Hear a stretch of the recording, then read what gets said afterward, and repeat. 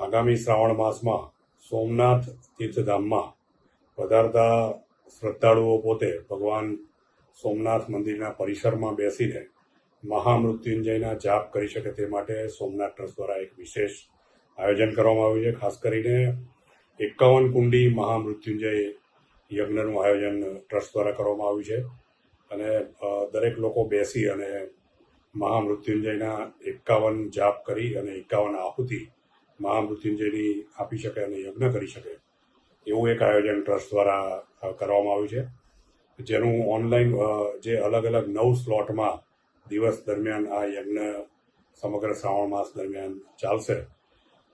યાત્રિકો આનું advance booking પણ સોમનાથ ટ્રસ્ટની વેબસાઇટ છે somnath.org પરથી પોતાનો સ્લોટ બુક કરાવી શકે છે.